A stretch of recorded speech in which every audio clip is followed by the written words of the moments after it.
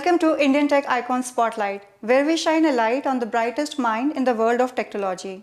I'm Sheetal Acharya, and let's welcome our guest, Mr. Kamal Ahuja, who is a results-oriented leader delivering tested, trusted, and transformative solutions across globe.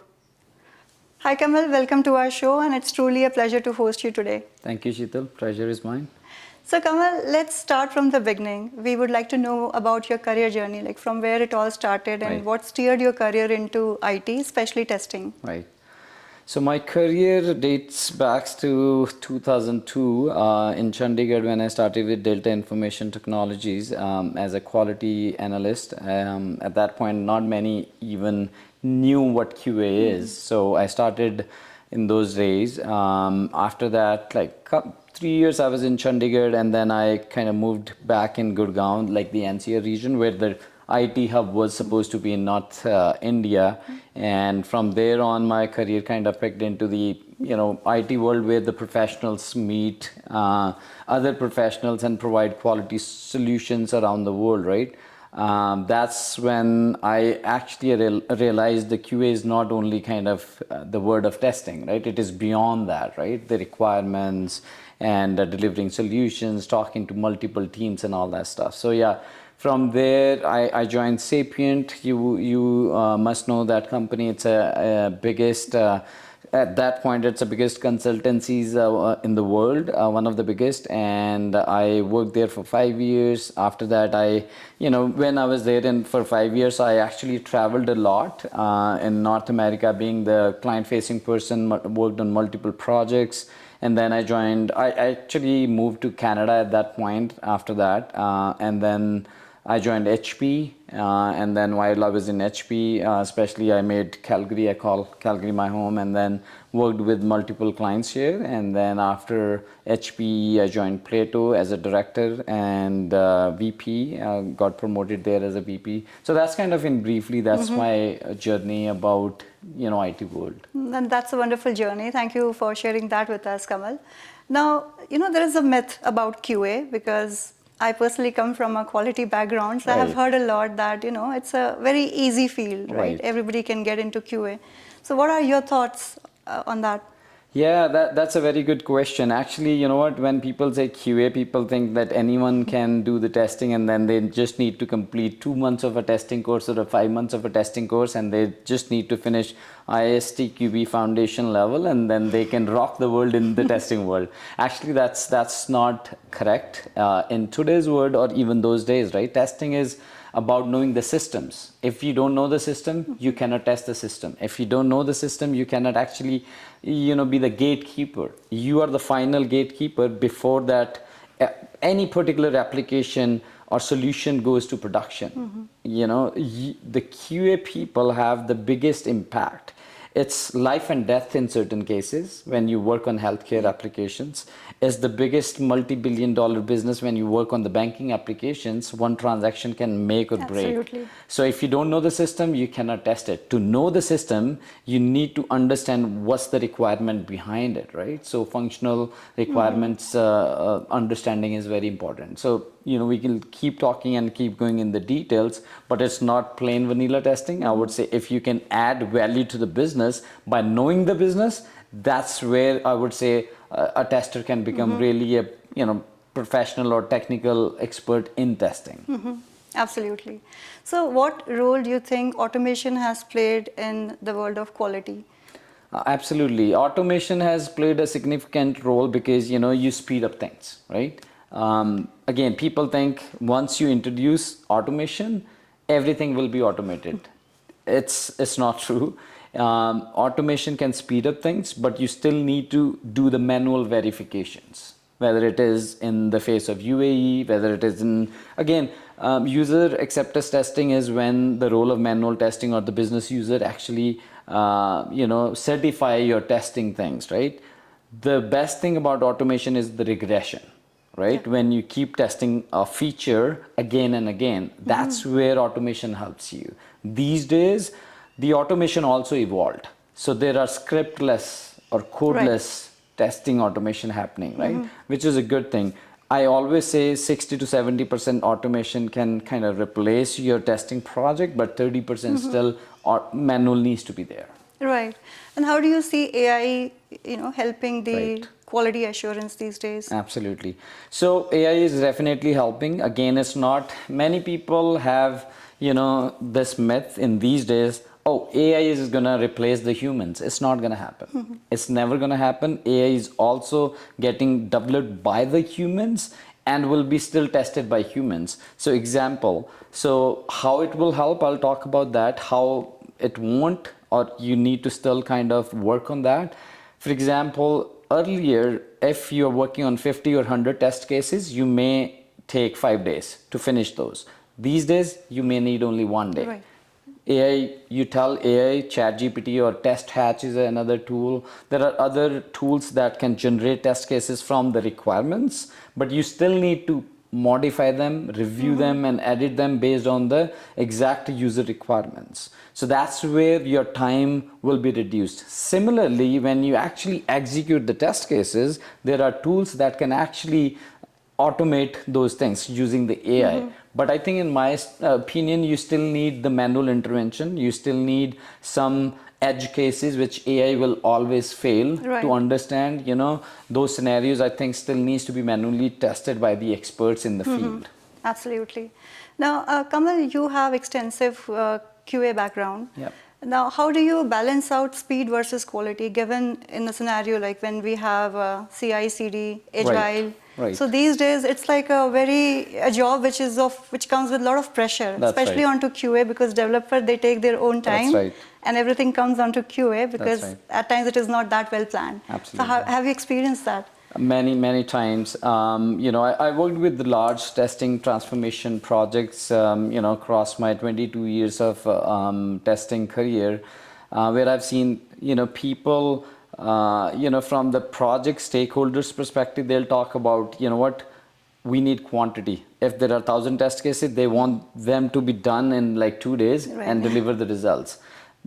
Again, baby delivery will take 9 months. You cannot deliver a Absolutely. baby in 2 months, right? So it's the same, logic applies in testing as well. If you want a quality solution out of the gate, you gotta make sure you test each scenario, right? Like one of the times that we were working at ATB Financial, and there, a transaction actually transferred to customer's account twice. So think about if I'm transferring you $5,000 and it gets transferred twice. So you get $10,000, but it was supposed to be 5,000, and it's, again, I'm taking an example of a small amount. It could be 5 million, right? So there are, again, checks there in place. Like Interac was a third-party system where it checks for all the frauds, money laundering, and all that stuff. But again, the business rules still needs to be validated by quality engineers, right? They need to make sure they are testing them thoroughly and in depth, and then going back to the business with their test results, they should also review it thoroughly. So this is how I feel. No, that's a great insight, Kamal. Thanks for sharing that with us. Yeah. Now, on a lighter note, right? It worked on my machine. Yeah. Does this sound familiar to you? Yes, that's right. So again, right, always developers will say that thing, it worked with me, and it's, I don't know why it's failing now. The testers, they do not work on assumptions. They work on the facts. Okay, so when you are testing something, you will always make sure you have taken the screenshot, you had made sure which environment you have tested in, because developers might be testing in the dev environment and we have the code in the QA environment, right? So that could be a small difference. When the new or new age or junior testers come and play, they don't talk about all the prerequisites while testing. For example, what environment you're going to test in, right? Have you taken the screenshots? Have where, in which, like, let's say there are 10 steps to execute a test case, which particular step it failed on, right? So if you are capturing all the details, you are not gonna fail. You will be able to stand tall in front of developers, tech leads, and even the business. This is how we've been given the requirement. As per the requirement, it is failing. If they Right. say, oh no, business told us something different, then the business comes in picture, right? So those are the things you need to make sure you capture completely from the business requirements, and then, yeah, Test evidences are exactly. crucial. They are crucial. Right. Now let's talk a bit about team. Yeah. You have led several teams for several different projects. That's right.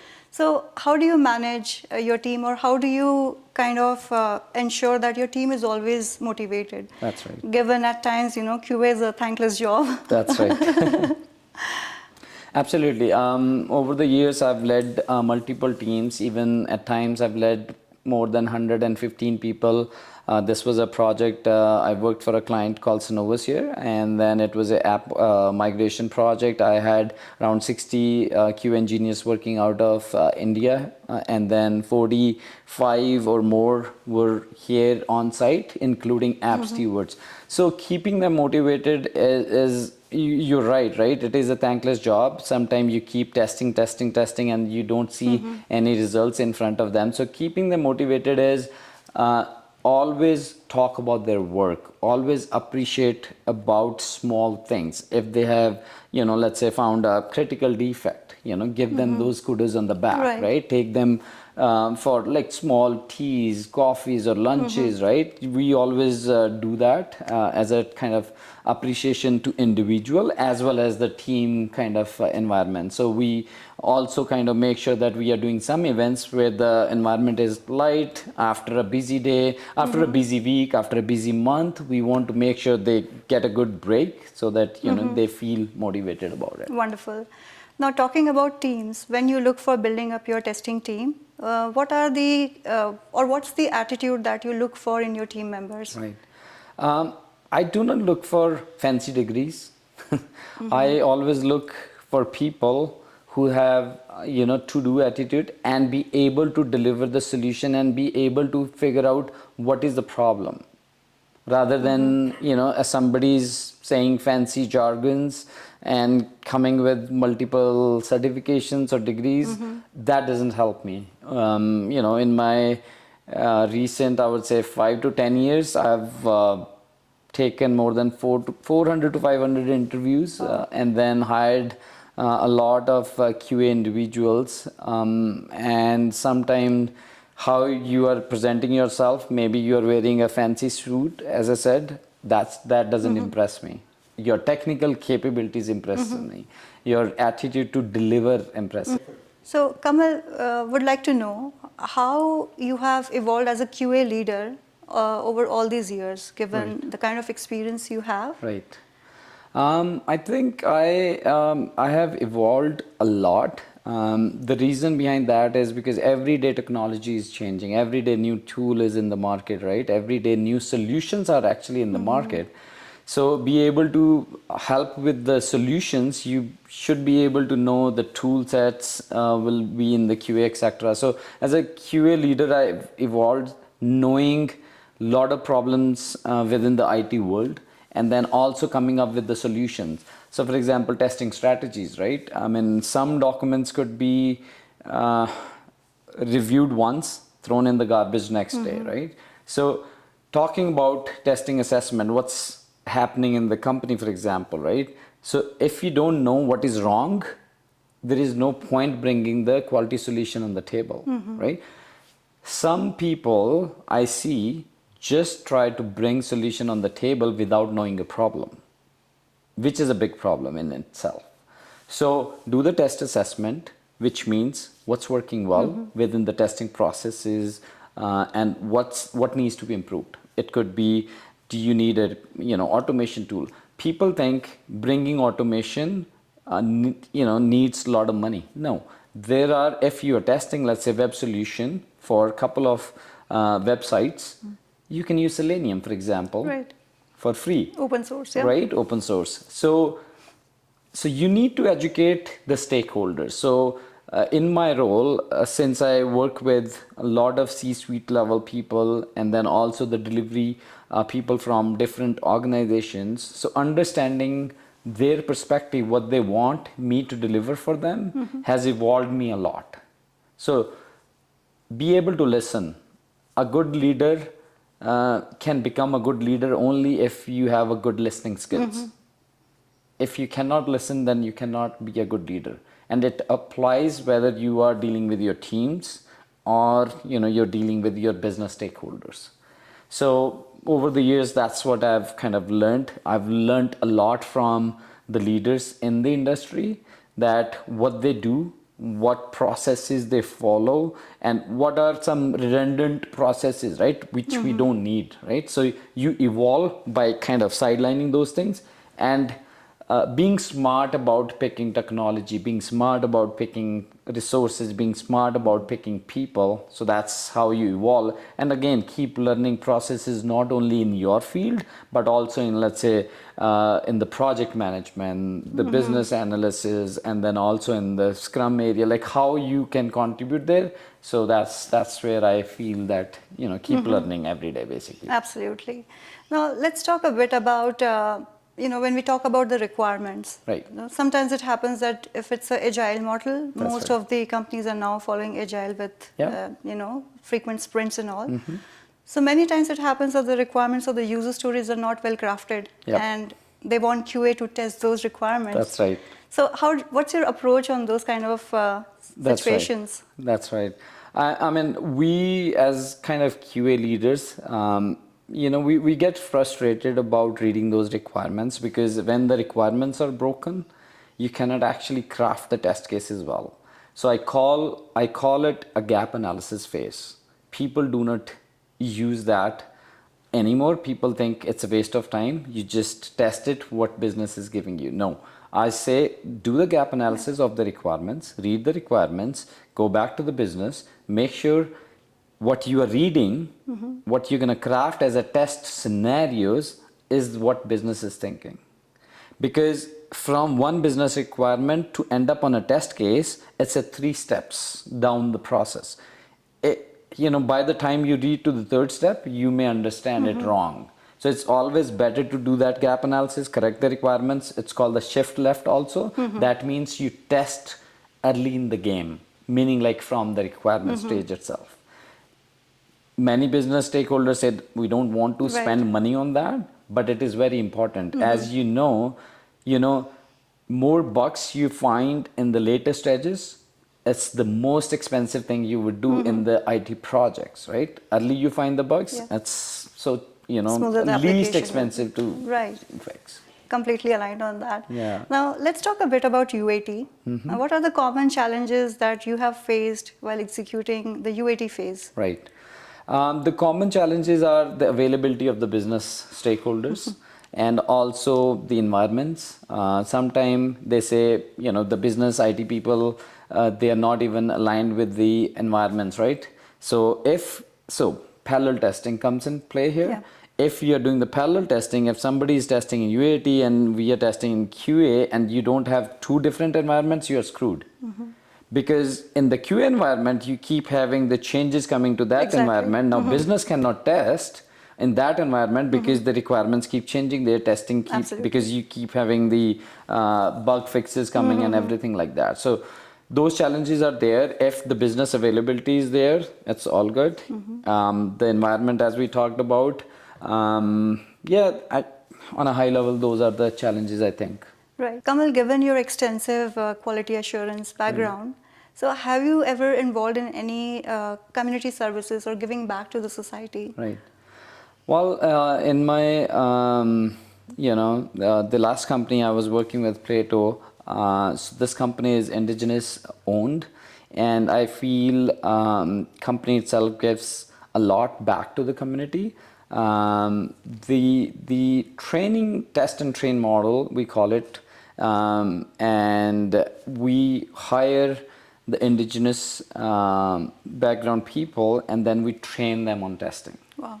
So we give them training for 5 months, then they become interns for 3 months, and then they become the junior testers.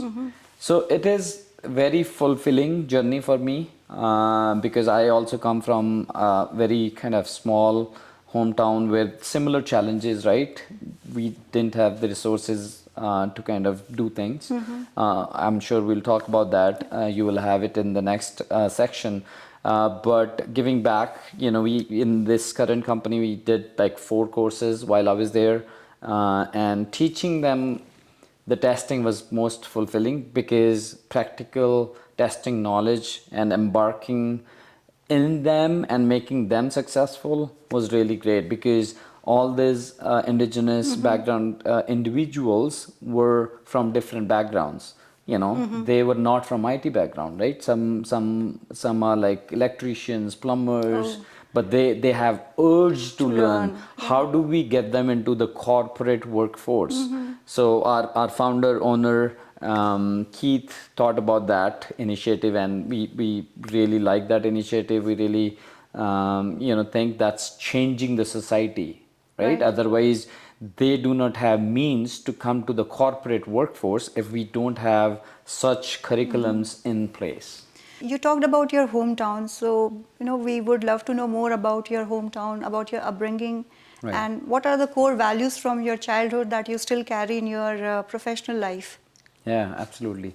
So I belong to a very small town called Pinjore. It's near Chandigarh. Some would have heard Yep. Pinjore Yep. Gardens, and it's on the way to Shimla when you come from Chandigarh to go to Shimla. So I was born there and grew up there. How it happened? My dad came from a small village to work. In a factory called Hindustan Machine Tools, HMT, known as, and then that's where kind of my childhood is. And then again, right, since it was a very small town, we didn't know, while we were kind of growing up, like what are the things we need to know, right? As a to become a professional, for example, what degrees or Right. what path you would choose. So that those things were kind of faced to me as challenges, but again, right, as they say, right, if you don't give up you will end up somewhere, right? So that's what happened with me as well. My dad, mom were always supportive of whatever I want to do and whatever I want to become, right? I told them that I would like to get educated in good institutes, so they put me in a college in in Chandigarh, in Punjab University, and from there I started to do my education. I did 3 masters after that: MCom, MCA, and MBA. Wow. Yeah. So again, right from there, when I thought, okay, IT is a buzzword in kind of early 2019, and I'm like, okay, I want to do something in IT, Right. right? Yeah. And that's where I started to kind of become familiar with IT concepts, HTML. What was HTML, right? The first time, right? Something is HTML. So yeah, that's where I grew up, and my mom and dad were very supportive of me. And while we were growing up, cricket, as you know, as the religion in India, Yeah. we were kind of playing a gully cricket there as well. Yeah, that's kind of about my hometown. So yours has been an inspiring journey, Kamal. Yeah, I mean, you can say that because I remember when I was in Pinjore, if I have to go for an interview, so I have to take 2 or 3 buses to before I reach to the destination, or if I can take a two-wheeler, which was my dad's scooter. So either he will take the scooter to his job, Or or you. I will take the scooter to the interview, and sometimes we both used to lie to each other so that the other person can get the flexibility of using the means to reach from point A to point B, right? So I would think, okay, my dad should not be kind of going on a bus, for example. Yeah. I'll tell him I have no interviews today, Right. but I will have some interviews. He'll go to the go to his job using his scooter, and then I will then use the buses. So we have seen those days, but actually that makes you, I think, stronger. Right. And when you don't have means and then you become something, I feel that's the a feeling of empowerment, fulfillment. Definitely. And those are the memories that, still stay with us throughout our life. Right. So thank you for sharing those lovely memories with Absolutely. us, Kamal. Now, Kamal, let's talk a bit about your family. Who Yeah. all are the key members in your family? Right. My mom and dad in India, and my younger brother and my elder sister. And then here we have my wife, beautiful wife, and she's the Yeah, backbone of my life here. And we have two lovely kids. My boy is 13 years and my girl is 11 years. So, given your busy schedule, and I know your wife is also working, so what are the ways to unwind on a weekend? What Right. usually you do over the weekends? Right. I always say to my friends, oxygen in my life is cricket. So I founded a cricket club here 3 years back named Calgary Strikers Cricket Club. We play weekends here, and then we also try to go for camping trips on the weekends with my wife and kids whenever possible. Obviously, they would like me to go more than we are going right now, but I think we need to balance between cricket and camping trips. Campings. Yeah. So, are you still actively involved in volunteering any of the cricket associations or leagues? Right. So actually, 2 years I was a volunteer there. I was a CNDCL executive. So I was a registrar there. I mean, they wanted to kind of me to help them with some of the registrar activities and kind of tell them what's going well and what we can help them with. So that's where I helped them, contributed them as a volunteer to the league as well. Very nice. So, Kamal, we are almost nearing end of our lovely conversation, and it's really, your story has been truly inspiring. So at the end, we have a round called as the rapid fire round, Okay. where I'll be asking you some questions and Okay. I would be expecting some quick answers from you. Sure. You I'll ready? try my best. Good luck. You ready? Yeah. Okay, the first question. The testing tool you can't live without. Oh, wow. These days, DevOps. Okay. Bug you wish never existed. Wow, that's a good one. But again, where in ATB Financial, I gave you the example, one transfer went twice.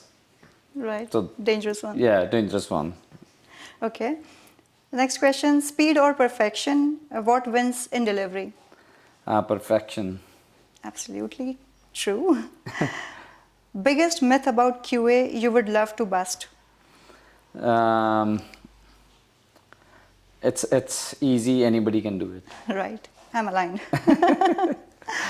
Next question. Now, nothing related to QA. What's your go-to comfort food?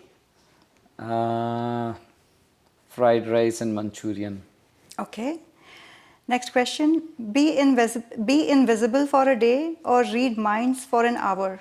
Pick one. Oh, wow. Read minds for an hour. Probably if I would have been given this option, I would be picking up the same. Yeah, because I would love to know what Elon Musk is thinking right now. What is the next big thing? Or any, for that matter, anybody who is the founder of the biggest, organizations, I would love to know. What's on mind? Yeah. Perfect. And the last question. Favorite vacation spot? These days, I would say Banff. I always like to go there, unwind there, stay there for a couple of days, 3 days, 2 days, doesn't matter. It's just in the mountain somewhere. And it's Yeah. it's absolutely beautiful. Yeah, I exactly. agree on that.